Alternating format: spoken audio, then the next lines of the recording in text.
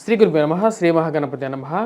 వృషభ రాశి వారికి ఈ యొక్క సెప్టెంబర్ నెలలో ఎలా ఉండబోతుంది అనేది చూద్దాం. వృషభ రాశి వారికి ఈ యొక్క నెలలో వచ్చేటప్పటికి వీరికి 11th ర్యాంక్ ఇవ్వడం జరిగిందన్నమాట. వృషభ రాశి వారికి కొంచెం మిశ్రమమైనటువంటి ఫలితాలు కానీ గోచరిస్తూ ఉన్నాయి. దానికి ముఖ్య కారణం వృషభ రాశి వారికి జన్మలగ్నంలో వచ్చేటప్పటికి జన్మ రాశిలో గురుగ్రహ సంచారం జరుగుతుంది.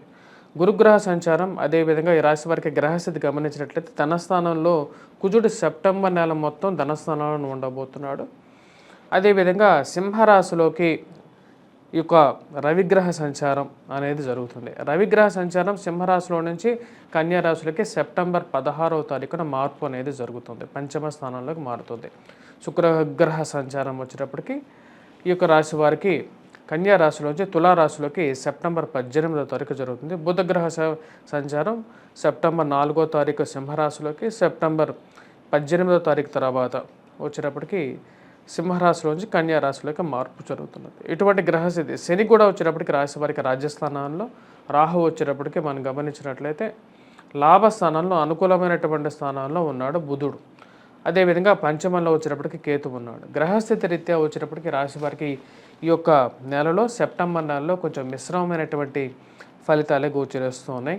వృత్తి వ్యాపార రీత్యా ఏదో ఒక ఆటంకం అనేది వెంటాడుతూ ఉంటుంది. ముఖ్యంగా జన్మరాశిలోకి గురుగ్రహ సంచారం జరుగుతున్నప్పుడు ఒకే పని వచ్చేటప్పటికి తొందరగా అవ్వకపోవడం, ఎక్కువసార్లు ఒక పని కోసం తిరగటం అనేది కొంచెం ఆటంకాన్ని ఎక్కువగా క్రియేట్ చేసే విధంగా ఉంటుంది. వృత్తి వ్యాపార రీత్యా ఈ రాశి వారికి ధనస్థానాల్లో వచ్చేటప్పటికి కుజుడు ఎప్పుడైతే ధనస్థానంలో ఉన్నప్పుడు అధికమైనటువంటి ఖర్చు, కుటుంబ సంబంధ బాంధవ్యాల విషయంలో, ఇరుగు పొరుగు సఖ్యత విషయంలో కొన్ని జాగ్రత్తలు అనేది అవసరం. మాట్లాడేటప్పుడు చాలా జాగ్రత్తగా మాట్లాడాలి ఈ రాశివారు. ఫైనాన్షియల్గా కూడా మోసపూరితమైనటువంటి మాటల నుంచి దూరంగా ఉండాలి. ఎందుకంటే ఈ రాశి వారికి కుజుడు ధనస్థానంలో అనుకూలమైనటువంటి స్థానంలో లేడు. మరి రాశి వారికి ఎప్పుడు రిలీఫ్ వస్తుంది అంటే అక్టోబర్లో కానీ ఈ రాశి వారికి అంత రిలీఫ్ అనేది రాదు. కుజమాందాబ్దం ఎప్పుడైతే జరుగుతుందో అప్పుడు, అంటే second half of the year అన్నమాట. అంటే సెప్టెంబర్ తర్వాత అక్టోబర్, నవంబర్, డిసెంబర్లో ఈ రాశి వారికి వచ్చేటప్పటికి కొంచెం అనుకూలమైనటువంటి ఫలితాలు అనేవి ఎక్కువగా పొందగలుగుతారు. కుజుడు రెట్రోగ్రేడ్ మూమెంట్ అంటే తిరోగమనంలోకి వెళ్ళిపోతాడు అన్నమాట. ఆ టైం నుంచి వృషభ రాశి వారికి కొంచెం అనుకూలమైనటువంటి ఫలితాలు పొందగలుగుతారు. ఉద్యోగ సంబంధితమైన ప్రయత్నాల్లో కూడా కొంచెం ఆటంకాలు అనేవి జరుగుతూ ఉంటాయి. చేస్తున్నటువంటి ఉద్యోగంలో అంత ఇష్టత లేకపోవటం, ట్రాన్స్ఫర్స్ గురించి, ప్రమోషన్స్ గురించి మీరు చేస్తున్నటువంటి ప్రయత్నాల్లో కదలిక రాకపోవటం అనేది మానసిక ఆందోళనకు కూడా గురి చేసే విధంగా ఉంటుంది. ఈ రాశి వారికి వివాహ ప్రయత్న సంబంధితమైన విషయాల్లో ఒక అడుగు ముందుకు పడుతూ ఉంటుంది. దానికి ముఖ్య కారణం గురువు జన్మరాశిలో సంచారం చేస్తున్నప్పుడు సప్తమ దృష్టి అనేది ఉంటుంది కాబట్టి సంతాన సంబంధితమైన విషయాల్లో ఈ రాశి వారికి కొంచెం అనుకూలత అనేది కూడా ఉంటుంది. ఈ రాశి వారికి ముఖ్యంగా చెప్పాలంటే పంచమంలో ఉన్నటువంటి శుక్రుడు ఈ రాశి వారికి వచ్చేటప్పటికి షష్టమంలోకి వెళ్ళినప్పుడు శుక్రుడు షష్టమంలో కూడా యోగాన్ని ఇవ్వగలుగుతాడు. యోగకారకమైనటువంటి ఫలితాలు కూడా ఇవ్వగలుగుతాడు.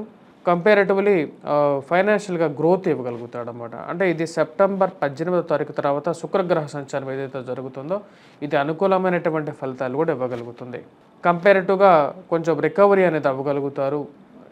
వడ్డీకి ఇచ్చిన డబ్బు తిరిగి రావటం అనేది మానసిక ఆనందానికి గల కారకంగా ఉంటుంది. సంతాన సంబంధితమైన విషయాలు, వివాహ ప్రయత్నాల్లో ఒక అడుగు ముందుకు పడటం అనేది మానసిక చిత్త నుంచి దూరం చేయగలుగుతుంది.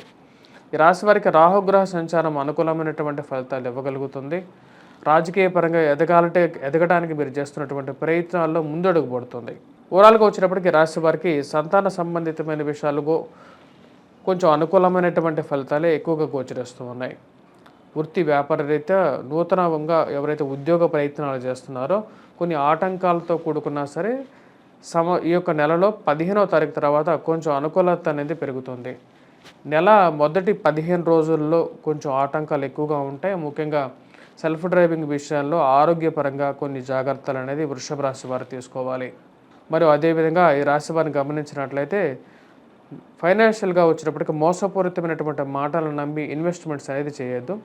గ్రహస్థితి అంత కరెక్ట్గా వీరికి గోచరించట్లేదు కాబట్టి వడ్డీలకు ఇవ్వటం కానీ అప్పుగా డబ్బులు ఇవ్వటం కానీ చేయకుండా ఉండటం మంచిది. ఎందుకంటే ధనస్థానంలో కుజుడు మోసపూరితమైనటువంటి పనులు కూడా మోసపోవటానికి కూడా కారకంగా అవుతాడు. అదేవిధంగా కొత్త రకాలటువంటి మోసాలకి గురవ్వటానికి కారకంగా ఉంటుంది కాబట్టి జాగ్రత్తలు పాటించాల్సినటువంటి ముఖ్యమైనటువంటి సూచన. తల్లిదండ్రులతో సఖ్యత విషయంలో అనుకూలత అనేది ఉంటుంది. మరియు తండ్రి గారితో చిన్న చిన్న పొరపత్యాలు కూడా కారకంగా కూడా ఉంటుంది. అష్టమ స్థానాల్లోకి కుజగ్రహ దృష్టి అనేది జీవిత భాగస్వామి ఆరోగ్య సంబంధితమైన విషయాల్లో కొన్ని జాగ్రత్తలు అనేవి తీసుకోవాలి రాశివారు. మరియు అదేవిధంగా ఈ రాశి వారికి మనం గమనించినట్లయితే ఈ యొక్క నెలలో ముఖ్యంగా వృత్తిపరంగా వ్యాపారపరంగా వచ్చేటప్పటికి సెకండ్ హాఫ్లో కొంచెం ఇంప్రూవ్మెంట్ అనేది ఉంటుంది. ఫైనాన్షియల్ కొద్దిగా ట్రాన్సాక్షన్స్ కానీ వ్యాపారపరంగా నూతన వ్యాపార ప్రయత్న సంబంధితమైన విషయాల్లో కొంచెం అనుకూలత అనేది ఉంటుంది. అవసరం వచ్చినప్పుడే స్నేహితులు, అవసరం లేనప్పుడు స్నేహితులు పట్టించుకోరు అనే విషయాన్ని మీరు లేటుగా అయినా సరే తెలుసుకుంటారు. ఆ విషయంలో జాగ్రత్తలు పాటించడానికి ముందుకు వస్తారు. ఈ రాశి వారికి వచ్చేటప్పటికి రియల్ ఎస్టేట్ సంబంధితమైన వ్యాపారస్తులకి కొంచెం స్తబ్దుగా ఉంటుంది ఈ యొక్క నెలలో. అనుకున్నటువంటి ప్రాజెక్ట్స్ కానీ అనుకున్నటువంటి పనులు కానీ ముందుకు జరగకపోవడం అనేది మానసిక చింతకి గురి చేసే విధంగా ఉంటుంది. అదేవిధంగా పెట్రోకెమికల్ ఫార్మాస్యూటికల్ రంగంలో పనిచేస్తున్నటువంటి వారికి కూడా కొంచెం మిశ్రమమైనటువంటి ఫలితాలుగానే చెప్పచ్చు. ఈ రాశి వారికి ఆరోగ్య సంబంధితమైన విషయాల్లో కొన్ని జాగ్రత్తలు అనేవి కూడా తీసుకోవాలి. ఈ వృషభ రాశి వారికి వచ్చేటప్పటికి విదేశాన ప్రయత్న సంబంధితమైన విషయాల్లో కొంచెం అనుకూలత అనేది పొందగలుగుతారు. సెకండ్ హాఫ్ ఆఫ్ ద మంత్లో దూర ప్రాంత విద్య, దూర ప్రాంత ప్రయాణ సంబంధితమైన విషయాల్లో కొంచెం అనుకూలత అనేది పొందగలుగుతారు. రాహు యొక్క అనుకూలత రీత్యా దూర ప్రాంత ప్రయాణం అనేది రెండో వారంలో రెండో హాఫ్లో అంటే 15వ తారీఖు 16వ తారీఖు తర్వాత కొంచెం అనుకూలత అనేది ఎక్కువగా ఉంటుంది. మరియు అదేవిధంగా స్థిరచరాశుల కొనుగోలు సంబంధితమైన విషయాల్లో అనుకూలత అనేది మిశ్రమంగా ఉంది. మీరు ఏదైనా ఒక ప్రాజెక్ట్లో కానీ లేకుండా ఏదైనా ల్యాండ్ కానీ కొనాలనుకున్నప్పుడు దాని పూర్వాపరాలు అంటే దాని ముందు వెనకాల బ్యాక్గ్రౌండ్ చెక్ చేసిన తర్వాతే ముందుకు వెళ్ళాల్సినటువంటి ముఖ్యమైనటువంటి సూచన. ఎందుకంటే ఈ రాశి వారికి మనం చూసినట్టే ధనస్థానంలో కుజుడు మరియు చతుర్థంలో వచ్చేటప్పటికి రవిగ్రహ సంచారం అనేది అంత అనుకూలమైనటువంటి ఫలితాలు ఇవ్వట్లేదు. సో కాబట్టి ఆ విషయంలో జాగ్రత్తలు అనేవి తీసుకోండి. సెల్ఫ్ డ్రైవింగ్ విషయాల్లో మొదటి 15 రోజులు కొన్ని జాగ్రత్తలు అనేది అవసరం. 15వ తారీఖు తర్వాత కొంచెం అనుకూలత అనేది ఎక్కువగా పొందగలుగుతారు. స్థిరచరాస్తుల విషయాలతో పాటు కోర్టు సంబంధితమైనటువంటి లావాదేవీలు, కోర్టు సంబంధితమైనటువంటి విషయాల్లో కూడా తలకమించిన భారంగా ఉంటుంది. రాజకీయ సంబంధితమైన విషయాల్లో మీరు చేస్తున్నటువంటి ఎత్తుగడలకు వచ్చేటప్పటికి ప్రత్యర్థులని ఎదుర్కోగలుగుతారు. కానీ బలాన్ని ఆ దేవుడు ఇవ్వడు. ఎందుకంటే గురువు జన్మరాశిలో ఉన్నప్పుడు అంత అనుకూలమైనటువంటి ఫలితాలు ఇవ్వడు. అదేవిధంగా ధనస్థానంలో కుజుడు, అదేవిధంగా చతుర్థంలో రవి, ఇక గ్రహస్థితి అంత అనుకూలమైనటువంటి ఫలితాలు ఇవ్వట్లేదు వృషభ రాశి వారికి. అందుకనే వీరికి 11వ ర్యాంక్ ఇవ్వడం జరిగిందన్నమాట. 11వ ర్యాంక్ ఎందుకు ఇచ్చానంటే వీరికన్నా ఇంకొకరు కింద ఉన్నారు.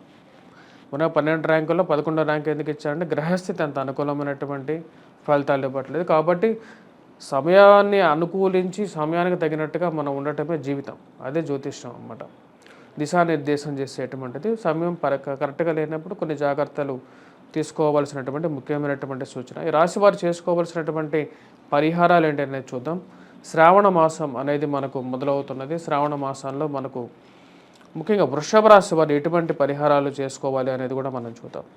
వృషభ రాశి వారు వచ్చినప్పటికీ ముఖ్యంగా మనం గమనించినట్లయితే ఈ రాశి వారికి ముఖ్యంగా చామంతులు, ఎందుకంటే జన్మరాశిలో వచ్చినప్పటికీ గురువు అంత అనుకూలమైనటువంటి ఫలితాలు లేవు.